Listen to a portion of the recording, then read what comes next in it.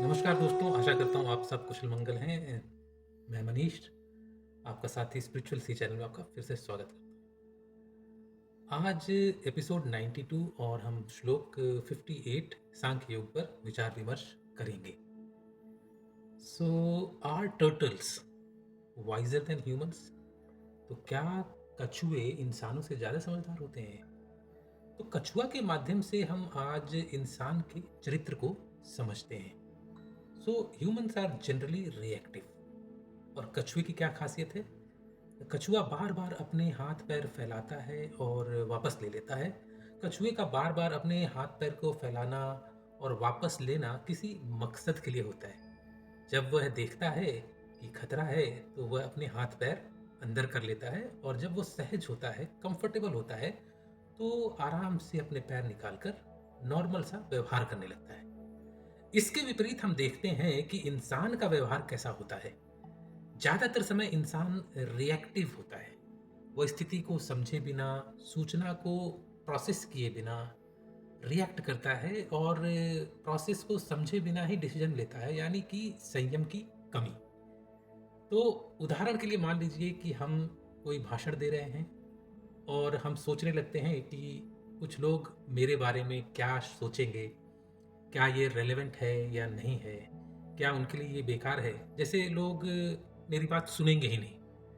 मतलब हम बेकार में रिएक्ट कर रहे हैं। जब हम बिना रिएक्ट किए, ज्यादा सोच के बिना, सिर्फ यह सोचें कि अगर हम समझदारी से तर्कपूर्वक बात करेंगे और सही बात करेंगे तो लोग सुनेंगे, चाहे वो बच्चे हो, जवान हो या बूढ़े हो। मतलब बात लॉजिकल हो तो लोग सुनते हैं, और हम बेकार ही ज्यादा सोच रहे होते हैं।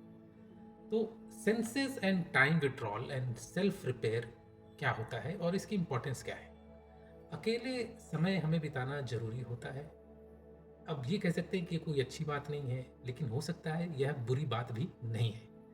मतलब हम अकेले समय कैसे बिताते हैं, ये ज्यादा महत्वपूर्ण है। अगर हम इंद्रियों को संयम में रखें तो खाली समय में हम बहुत कुछ सीख सकते हैं। और यह इस बात पर निर्भर करता है कि हम अकेले समय कैसे बिताएं। अगर हम इंट्रोस्पेक्शन करें या अपने आप को रीप्रोग्राम करें और अपने जीवन को समझें और अपने इंद्रियों पे संयम रखने का प्रयास करें, तो ये ज़्यादा जरूरी नहीं कि हम सबके जीवन में ऐसा समय आएगा जब हम अकेले होंगे, और उस समय हमें अपने समय का सदुपयोग कैसे करना है ये ज़्यादा जरूरी है। तो आज श्लोक पे क्या पढ़ेंगे हम? श्लोक 58 में हम देखेंगे और समझेंगे कि कछुए की जीवन शैली कैसी होती है, फिर मनुष्य को इंद्रियों पे संयम कैसे करना है, टाइम विड्रॉल क्या होता है, या less reactive and self repair क्या होता है, और ये क्यों जरूरी होता है। तो मित्रों, चलते हैं अध्याय 2 सांख्य योग श्लोक 58 पर। लेकिन उससे पहले आप सबसे निवेदन है कि मेरे चैनल को लाइक करें और सब्सक्राइब करें। यदा संरते च अयं कूर्मम् अग्नानि इव सर्वशः इन्द्रियाणि इन्द्रिय अर्थेभ्य तस्य प्रज्ञा प्रतिष्ठता। तो जो मनुष्य अपनी इंद्रियों को अपने विषय भोगों से खींच लेने के लिए उसी प्रकार से योग्य होता है जैसे एक कछुआ अपने अंगों को संकुचित करके उन्हें कवच के भीतर लेता है, वह दिव्य ज्ञान में स्थिर हो जाता है। तो लॉर्ड कृष्णा यहाँ क्या कह रहे हैं? He who is able to withdraw his senses from their sensual pleasures, just as a tortoise contracts its limbs and encloses them within its shell, becomes established in divine knowledge. तो जब हम कहते हैं कि कछुआ अपने हाथ पैर खोलता है और अंदर कर लेता है, तो इसका मतलब यह नहीं कि उसे हर समय अपने हाथ पैर को अंदर करके ही जीना है। कछुए की भी अपनी जिंदगी होती है। ऐसा करने के लिए उसे घूमने फिरने और काम करने में, या अपने सेंसेस को और अपने हाथ पैर को इस्तेमाल करने के लिए करना पड़ता है। तो जस्ट लाइक टोर्टोइज, यहाँ भगवान श्री कृष्ण क्या कह रहे हैं? भगवान श्री कृष्ण अर्जुन से कहते हैं कि कछुआ बनो या कछुआ से सीखो।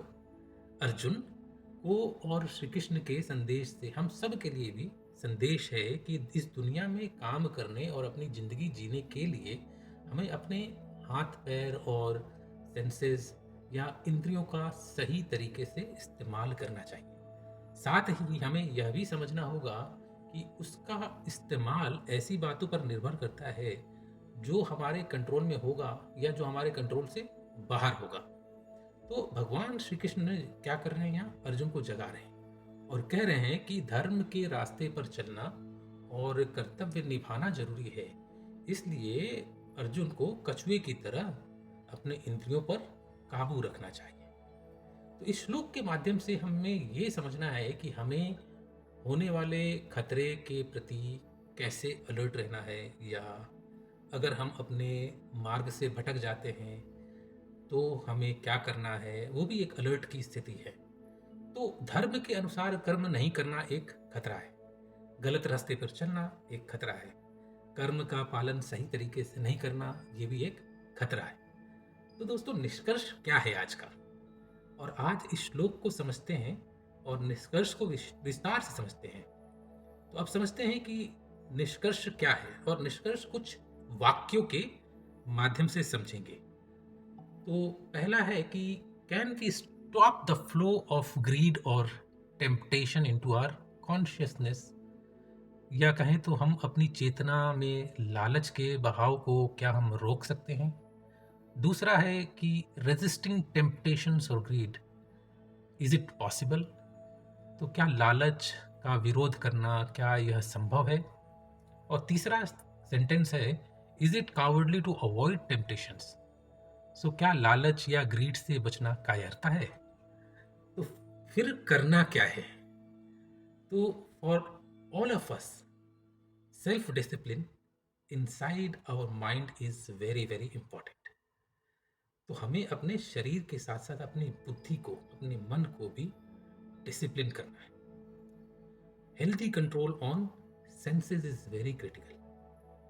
और तीसरा है कि we should protect the fence that protect us, means keep the temptations at a very healthy distance. तो हम सभी के लिए अपने मन के अंदर सेल्फ डिसिप्लिन जरूरी है, यानी हमारा मन डिसिप्लिन हो। इंद्रियों पर संयम रखना जरूरी है। और तीसरा है कि हमें उन घेरों की रक्षा करनी चाहिए जो हमारी रक्षा करती है, यानी लालच या टेम्पटेशन से दूरी बनाए रखें। तो फिर कंक्लूजन क्या है, और कंक्लूजन को हम एक सेंटेंस में समझते हैं कि ह्यूमन माइंड इज जेनरेटिव, वो कुछ जेनरेट करता है। ह्यूमन माइंड इज क्रिएटिव, वो बहुत क्रिएटिव होता है। ह्यूमन माइंड इज प्रोएक्टिव, वो चीज़ों को समझता है और कदम आगे बढ़ाता है। Human mind is also reflective, यानी कि हम आत्मदर्शन करते हैं और चीज़ों को बैकड्रॉप पे जाकर समझते हैं। तो कह सकते हैं कि human mind is not just reactive. तो हमें क्या करना है कि हमें अपने मन और बुद्धि को डिसिप्लिन में रखना है, हमें अपने सेंसेस को कंट्रोल करना है इन अ हेल्दी मैनर, और हमें अपने आप को प्रोटेक्ट करना है उन टेम्पटेशन से एक बैरियर बना के। तो इन संदेशों के साथ मित्रों, आज मैं एपिसोड समाप्त करता हूँ। सुख का सदैव सदैव कर अनुभव करें और विदा लेते हैं दोस्तों। मिलते हैं अगले श्लोक में। धन्यवाद।